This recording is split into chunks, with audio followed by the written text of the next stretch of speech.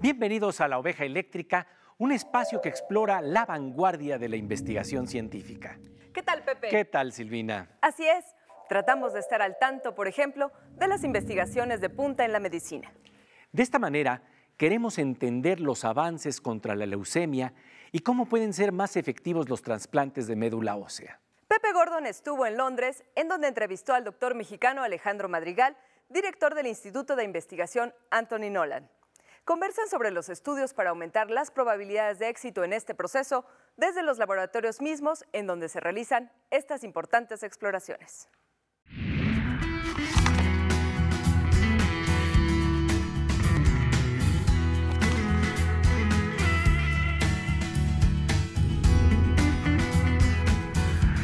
Doctor Alejandro Madrigal, de verdad muchísimo gusto y muchísimas gracias por esta conversación para Canal 22. Es un placer. Estamos en el Instituto de Investigación Anthony Nolan, que es un instituto de vanguardia en la investigación relacionada con leucemia, con trasplantes de médula ósea. Háblanos precisamente de qué es lo que está ocurriendo en esta investigación, en dónde estamos en este momento, cuáles son los avances que se está dando en el combate contra la leucemia. Realmente los avances son notorios y en todas las áreas del frente, tanto desde el punto de vista con medicamentos, con quimioterapia, con el uso de células madres, con el trasplante y con el manejo del paciente post-trasplante.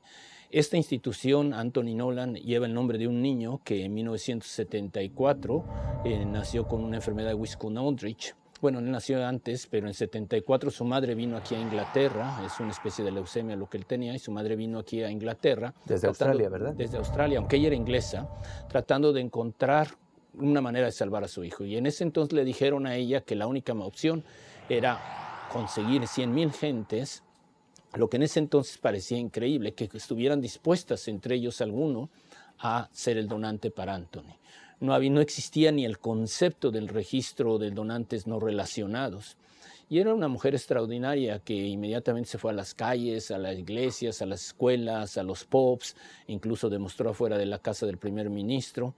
Y gracias a eso se estableció el primer panel, el registro del Anthony Nolan, que durante años pues, era el único en el mundo. De hecho, hasta 1980 y tantos, 85, se desarrollaron otros paneles. De registro de posibles donantes. De posibles donantes. Esto requería que los donantes dieran un poco de sangre, un poco de muestra de sangre, que esta se identificaba, se tipificaba como un sistema de código de barra, con un método muy simple y rudimentario en ese momento, que permitía reconocer estas proteínas que son importantes para el trasplante, para el matching, para igualar al donante y al paciente, que si no, de alguna manera se produce en rechazo. Por eso era tan importante encontrar entre toda la población alguno que fuera prácticamente idéntico al sistema inmune de Anthony. Hablemos precisamente de este problema, de cómo el trasplante de médula ósea puede realmente combatir la leucemia, porque ahí está el punto. ¿Para qué se tiene el trasplante? Sí, es muy bueno la pregunta porque es realmente el trasplante el que elimina las células tumorales. La radiación, la quimioterapia reduce la masa tumoral, las células tumorales leucémicas que están circulando, que están en la médula ósea, y prácticamente vacía la médula ósea, pero si se dejara así nada más y el paciente tuviera la capacidad de recuperarse, muy probablemente este paciente desarrollaría otra vez la leucemia, porque la quimioterapia no extermina, como quien dice, las últimas células. Aquí lo que contamos nosotros es con que el donante le está proveyendo, se puede decir, un ejército, una armada, capaz ahora de venir e identificar estas células tumorales y rechazarlas. Hay varias modalidades del trasplante de donantes. El donante puede ser relacionado, puede ser incluso autólogo, donde se sacan células del mismo paciente y se puede decir, se purgan, se le da quimioterapia y radiación al paciente y se le vuelve a poner. Ahí el problema es que le está uno poniendo, se puede decir otra vez, el sistema de defensa erróneo que ya permitió en un momento dado el escape tumoral y vemos una cantidad de rechazos muy altos. Sí, porque para eso hay que entender un poquito el concepto de lo que es leucemia. ¿Qué es la leucemia? ¿Cómo se pueden hacer más efectivos los trasplantes de médula ósea? De ello seguiremos conversando más adelante con el doctor mexicano Alejandro Madrigal, director del Instituto de Investigación Anthony Nolan en Londres. Pasamos ahora a una sección que nos habla de la creatividad e inventiva de jóvenes mexicanos, nuestros científicos en potencia, con nuestra compañera Silvina Espinosa de los Monteros.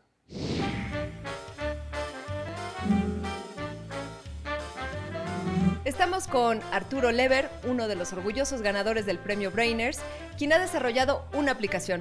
¿Nos podrías decir cómo se llama esta? Se llama Hipócrates Laboratorio Móvil.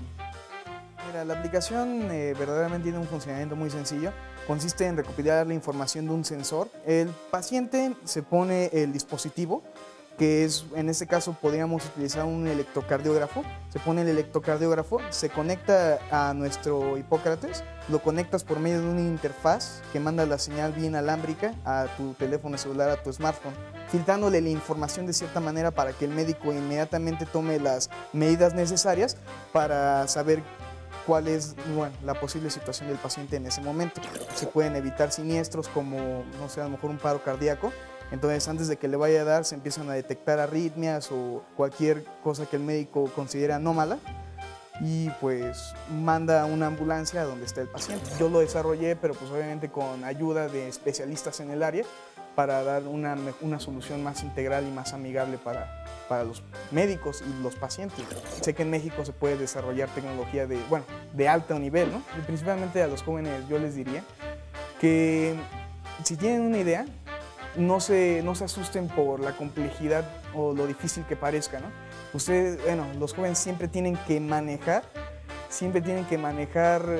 de una manera, bueno, manejar sus ideas de una manera que aprendan a desarrollarlas, ¿no? No crean que es difícil, verdaderamente es muy sencillo, la programación así está al alcance de todos y ya nada más es cuestión de que ustedes tengan acceso a esa información y no se desanimen por algunos comentarios de otras personas de que a lo mejor, oye, no, eso no va a funcionar, etcétera, etcétera, ¿no? Sino que sigan sus ideales. Pues como siempre, muy interesante, querida Silvina. Volvemos enseguida a La Oveja Eléctrica, en donde estamos conversando sobre los estudios de vanguardia en torno a la leucemia y los trasplantes de médula ósea, con el doctor mexicano Alejandro Madrigal, director del Instituto de Investigación Anthony Nolan en Londres.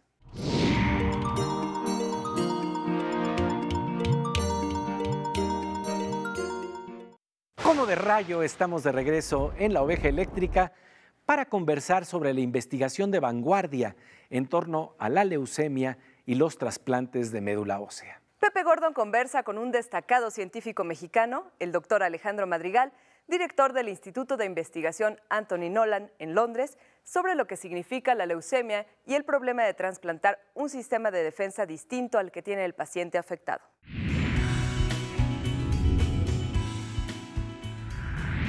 Hay que entender un poquito el concepto de lo que es leucemia, que de alguna manera simple se dice que es cáncer en la sangre, pero hablemos justamente qué es lo que pasa con los glóbulos blancos y que precisamente produce el cáncer en la sangre. Sí, estamos produciendo una gran cantidad de células de sangre todos los días. Estamos reemplazando, estamos expandiendo. Tenemos glóbulos rojos que se están produciendo en base, por ejemplo, a cambios en la oxigenación y todo. Mantenemos un número constante de ellos. También tenemos glóbulos blancos que nos prevén o nos previenen contra infecciones. Tenemos diferentes subtipos de ellos, algunos que son los que llamamos granulocitos, que permiten controlar bacterias, y otros que son como los linfocitos, que pueden producir anticuerpos o pueden producir respuesta incluso de las células contra virus o contra infecciones. Y con ellos nos defendemos, se puede decir, todo el tiempo. De alguna manera, algunas de estas células adquieren una serie de mutaciones. Se dice que una célula, para que se desarrolle cancerosa, tiene que tener 5 mutaciones, lo que le llaman el multipunch effect. Y estas células, cuando adquieren esto, ahora se vuelven independientes, tienen una capacidad de reproducción más allá de lo que normalmente ocurre con las células normales, y además estas células no paran su división. Entonces estas células adquieren una división a fase tempranas, además son células grandes, no las mismas diferenciadas terminales que tenemos, y estas células generalmente empiezan a invadir y empiezan a desplazar los tejidos o las células normales, de tal manera que un paciente con leucemia va a tener una gran cantidad de células circulantes anormales, pero además en la médula ósea donde están estas células reproduciendo, las células madres, ahora son desplazadas, de tal manera que el paciente, aunque tiene muchas células, estas son anormales, pero no tiene las normales, no tiene linfocitos, no tiene plaquetas, no tiene glóbulos rojos, y el paciente pues se encuentra anémico, tiene infecciones frecuentes, y es como nos damos cuenta, generalmente un paciente viene a la clínica porque ha desarrollado una infección, y en el momento en que uno toma la muestra encuentra uno que estas células grandes, estos blastos que le llamamos, están ahí. Y entonces es el problema. En ese momento este paciente cambia su vida. No hay experiencia más difícil como médico cuando tiene uno, por ejemplo, una niña de 5 años enfrente con la familia y les tiene uno que decir en ese momento, esta niña tiene leucemia. Ahí empieza una batalla, una lucha, se puede decir para toda la vida, que va a cambiar no solamente la vida de esa niña, la vida de los padres, la vida de los hermanos, la vida de los amigos. Esa niña ahora va a depender toda su vida de que quizás se le pueda encontrar un donante, si tiene un hermano, un donante relacionado, pero las oportunidades son 25%. Ahora, gracias a lo que inició Shirley Nolan, el Anthony Nolan, por ejemplo, tenemos 600,000 donantes registrados, gente joven, voluntaria, dispuesta a donar, pero también en el mundo, gracias a lo que Shirley Nolan inició, ahora hay 25 millones de donantes. Y sin embargo, aún con todos ellos, lamentablemente no se encuentra más que la mitad de las búsquedas que tenemos. Y sobre todo, por ejemplo, para países como México, donde la mayoría de estos paneles, donde estos 25 millones de donantes, pues proceden de países como Estados Unidos, como Inglaterra, como Holanda, como Francia. Son países que étnicamente son diferentes a la población mexicana. Cuando se busca para un donante en México, no encontramos esa frecuencia. Aquí podemos encontrar para un paciente en Inglaterra, las probabilidades para un paciente caucásico de encontrar un donante puede ser tan altas como 80-90%. Para un paciente que le llamamos de minoritarios, en México, afrocaribeños o de otras zonas asiáticos, las frecuencias son menores. Por eso es que ahora hay otra modalidad que se usa que se llama haploidéntico, donde si no es el hermano idéntico, es aquel que de alguna manera comparte un haplotipo. Y se han hecho una modificación reciente en los protocolos del trasplante, que es una innovación muy, muy fantástica, donde se le da el trasplante y después se le da quimioterapia en bajas dosis. Y con eso se eliminan los linfocitos que van a rechazar al paciente. Es importante concebir que el paciente va a perder con la irradiación y la quimioterapia su sistema hematopoyético y la capacidad de producirlo. Y va a depender todo el resto de su vida del injerto que recibió. Entonces, como comentábamos, un paciente, Juan, que tiene leucemia, recibe una irradiación, pierde todas sus células y se le trasplanta con la médula de las células madre de Pedro. A partir de ese momento, él va a ser una quimera. Juan va a vivir ahora con las células de Pedro circulando. Y si las células de Pedro reconocen a Juan como propio, lo va a tolerar, lo va a proteger, le va a proveer protección contra virus, contra bacterias, incluso la memoria inmunológica de vacunas, de experiencias que tuvo Pedro, se le transmite a Juan. Pero si este sistema de Pedro dice, este no soy yo, empieza a rechazar al paciente y lo puede llevar a la muerte. Y es una de las complicaciones más serias que tenemos, que llamamos injerto contra huésped. ¿Cómo resolver este problema de compatibilidad en los trasplantes? Más adelante hablaremos con el doctor Alejandro Madrigal sobre las máquinas más sofisticadas que se están desarrollando hoy en día para mejorar las probabilidades de éxito en los trasplantes de médula ósea. Veremos los increíbles instrumentos con los que cuenta el Instituto de Investigación Anthony Nolan en Londres. Pasamos ahora a una sección que siempre nos sorprende con los avances de la tecnología y la ciencia con nuestra compañera Aura López.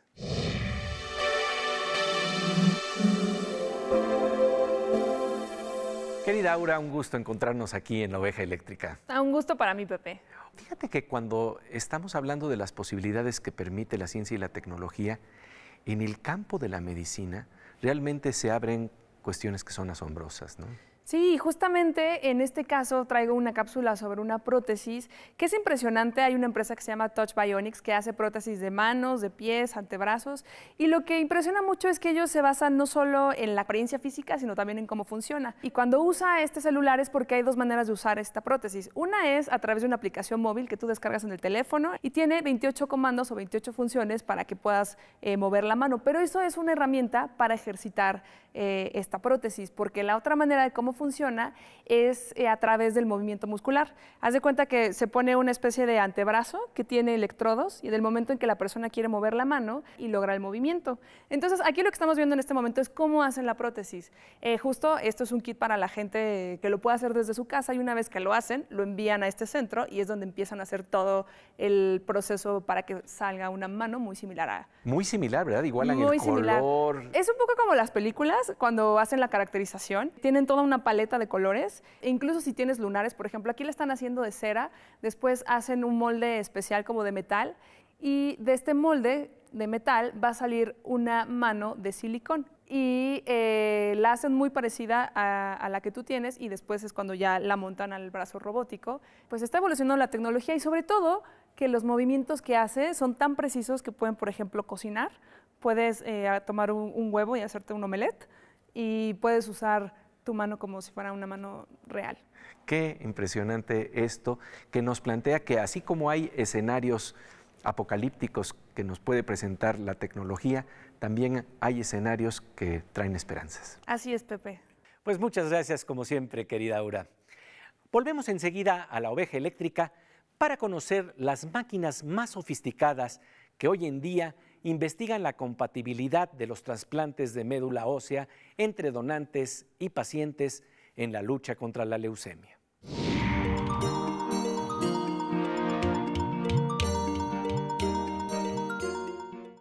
Como de rayo estamos de regreso en la oveja eléctrica con la investigación de vanguardia en torno a la leucemia y los trasplantes de médula ósea. Pepe Gordon conversó en Londres con el doctor mexicano Alejandro Madrigal, director del Instituto de Investigación Anthony Nolan.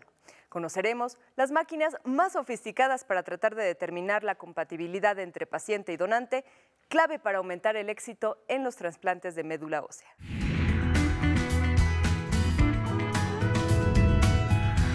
Ustedes están realizando aquí un acopio de información y un análisis muy fino, el más fino análisis que se ha hecho jamás, para tratar de ubicar qué compatibilidad pueden tener para hacer el trasplante de médula ósea. Sí, uno de los retos es detectar casi a nivel molecular de una sola variación, de un solo nucleótido, la igualdad entre un donante y un paciente. Y esto ha dependido mucho de las técnicas disponibles para ello. Hemos progresado como un sistema de resolución de un foco, imagínense, que de algo que se ve nebuloso ahora hasta verlo perfectamente nítido, como las cámaras que ustedes usan ahora o los telescopios que permiten ver claramente así.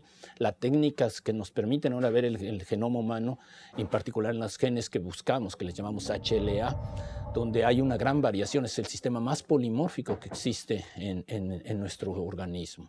Y el problema era encontrar esas variaciones con métodos que nos permitan además hacerlo de rutina, donde podemos tipificar, como hacemos aquí, 60,000 donantes y para todos los genes de HLA, que son muchos, en una forma rápida y efectiva y con una precisión absoluta.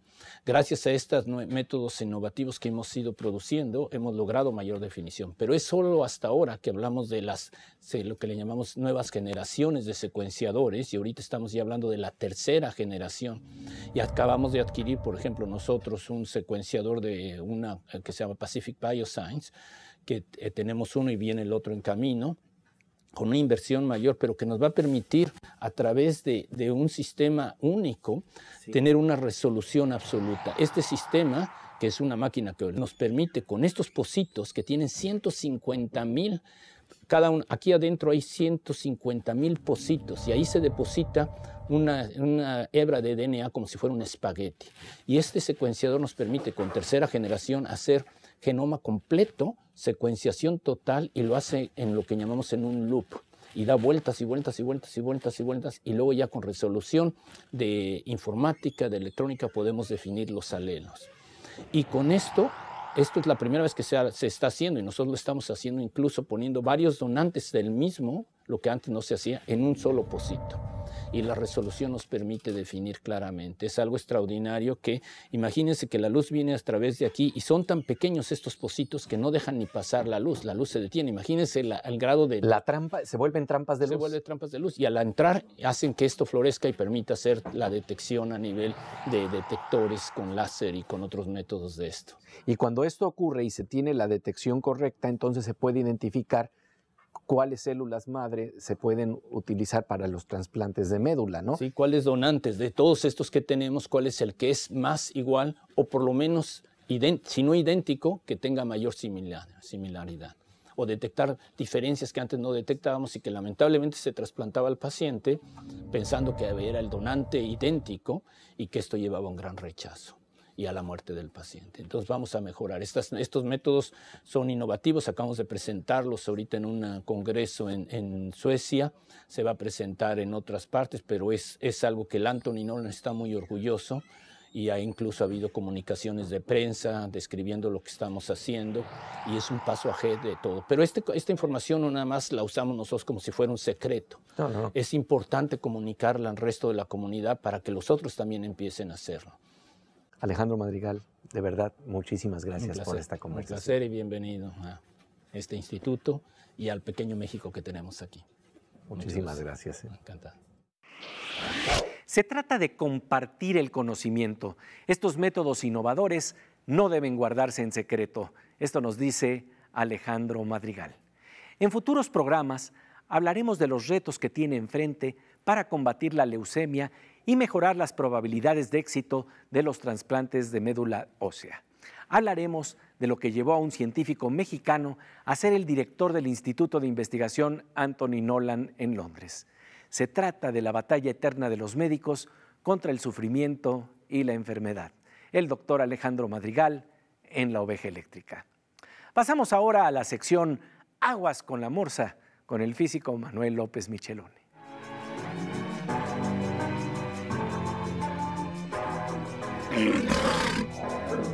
Pues querido Morsa, como siempre, un gusto encontrarnos aquí en La Oveja Eléctrica. Gracias, Pepe. Oye, pues hemos estado viendo estas medidas tan sofisticadas para buscar la compatibilidad para un trasplante de médula ósea. Y esto quiere decir búsquedas.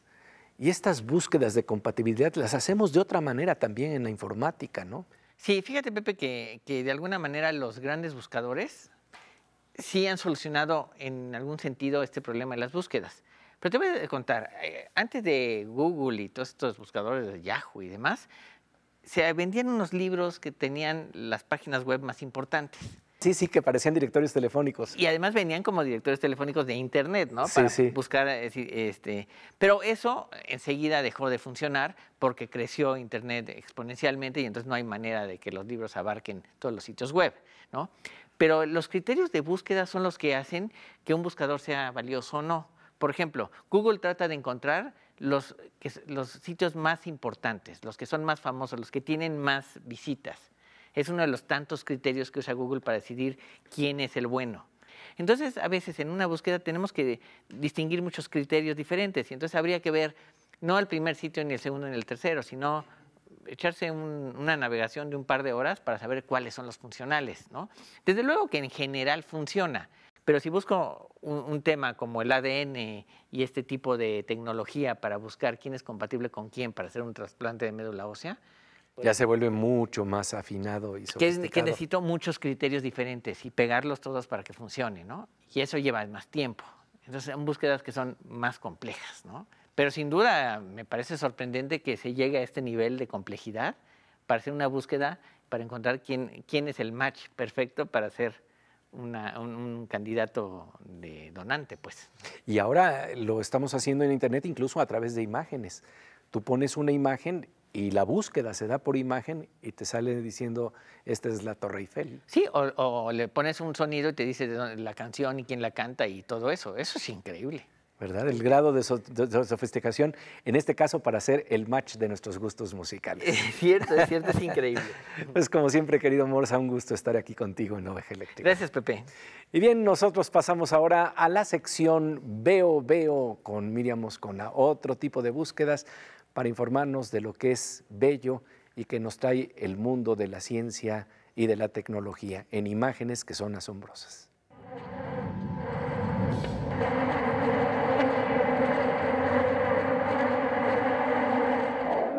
Querida Miriam, un gusto encontrarnos aquí con la mosca eléctrica en la oveja eléctrica. Gracias, Pepe. Oye, Miriam, a veces no sabemos que tenemos una serie de protecciones invisibles y no te estoy hablando en términos esotéricos. Pues más bien bastante exotéricos.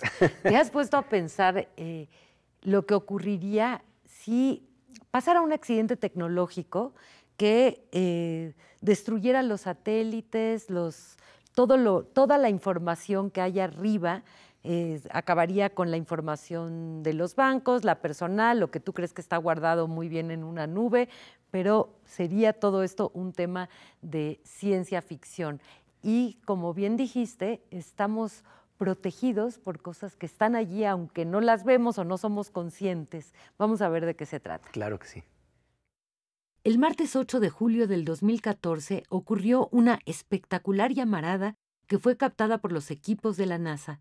Alrededor del mediodía, la estrella emitió una llamarada de verano considerada de nivel medio, así lo informó la Agencia Espacial Estadounidense en su página oficial. Pero gracias a la distancia que separa a la Tierra del Sol y sobre todo gracias a la atmósfera que nos resguarda de accidentes como lo hubiera sido ese, seguimos vivitos y coleando. La NASA publicó un video en YouTube que usted puede observar en su pantalla, en el que se observa la magnitud de la llamarada, un espectáculo de color y fuerza que nos paraliza. Las llamaradas solares son explosiones de gran alcance de radiación. Las radiaciones nocivas de una llamarada no pueden pasar a través de la atmósfera de la Tierra, sin embargo, cuando son suficientemente intensas, pueden perturbar la atmósfera en la capa donde viajan las señales GPS y las comunicaciones. Si un accidente así afectara a la Tierra, podría encarnarse este poema. Será uno solo quien preste su costilla para crear del último jardín de asfalto un nuevo jardín de primogénitos. Es decir, muerto el mundo, quizá algún sobreviviente vuelva al jardín del Edén a recomenzar el cuento. Con las llamaradas del sol en la mirada de nuestra querida compañera Miriam Moscona, llegamos al final de esta emisión de La Oveja Eléctrica. Los esperamos en este espacio, siempre atento a la vanguardia del conocimiento. Aquí, en Canal 22. Somos una opción. Nos encontramos con el doctor Rupert Sheldrake, biólogo que explora una serie de conceptos en ciencia que revolucionan nuestro entendimiento en términos de lo que quiere decir la comunicación entre las especies. Vamos a hablar de ello aquí en este programa especial. We're having an extensive conversation going over ideas, philosophy, facts, empirical evidence, new ways of thinking about minds and about life. And we're waiting for you at Oveja Electrica. En Canal 22.